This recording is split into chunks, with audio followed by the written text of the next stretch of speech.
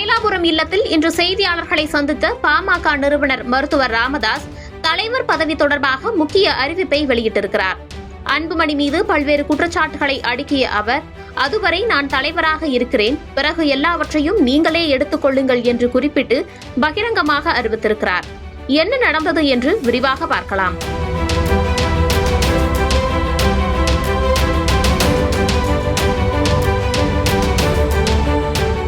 மக்கள் கட்சியில் அன்புமணி ராமதாசுக்கும் மருத்துவர் ராமதாசுக்கும் இடையே மோதல் போக்கு நீடித்து வருவதால் சமாதானம் செய்யும் முயற்சியில் கட்சியின் மூத்த நிர்வாகிகள் ஈடுபட்டு வருகின்றனர். இந்நிலையில் கட்சியின் மாவட்ட செயலாளர், மாவட்ட தலைவர்களை ராமதாஸ் நீக்கி வந்தாலும் மறுபுறம் நிர்வாகிகள் நீடிப்பார்கள் என்று அன்புமணி அறிக்கை வெளியிடுவதும் தொடர்ந்து வருகிறது. இதற்கிடையே சில தினங்களுக்கு முன்பு ராமதாஸ் இல்லத்தில் அன்புமணியும் அன்புமணியின் அலுவலகத்தில் ராமதாசும் பேச்சுவார்த்தை நடத்தியிருந்தனர். குறிப்பாக இருதரப்பு பேச்சுவார்த்தைக்கு பாலமாக இருந்தார் ஆடிட்டர் குருமூர்த்தி. இதனை ராமதாஸே உறுதி செய்திருந்தார். இந்த நிலையில் வழக்கமாக வியாழக்கிழமை தோறும் செய்தியாளர்களை சந்திக்கும் மருத்துவர் ராமதாஸ் இன்றைய தினமும் செய்தியாளர்களை சந்தித்தார். அப்போது தலைவர் பதவியை கொடுத்து விடுகிறேன் என்று மாநாட்டுக்கு முன்பே கூறினேன்.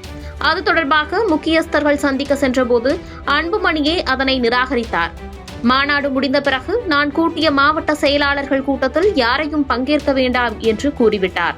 அதை அவர் செய்யவில்லை என்றால் தலைவர் பதவி அவருக்கு தானாக வந்திருக்கும். நான் கட்டிய மாளிகையில் இருந்து என்னை வெளியேற்ற நினைக்கிறார்.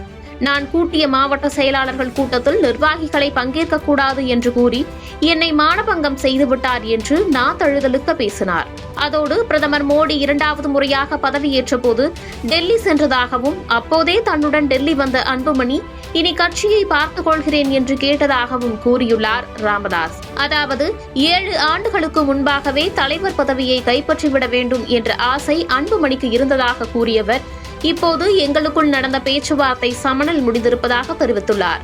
அதோடு 50 தொகுதிகளில் கட்சியை வலுவாக வைத்திருந்தால்தான் கூட்டணி அமைத்து போட்டியிட்டு வெல்ல முடியும். நாமும் வெல்லலாம், கூட்டணி கட்சியும் வெல்லும்.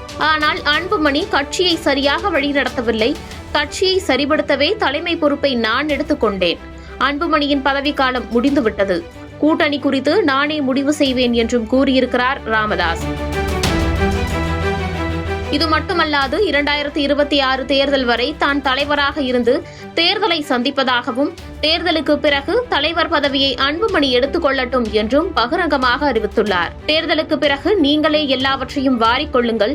யார் கேட்டது? எதிர்வரும் தேர்தலை வலுவாக எதிர்கொள்ளக்கூடாதா என்றும் செய்தியாளர்கள் வாயிலாக அன்புமணிக்கு கேள்வி எழுப்பியுள்ளார்.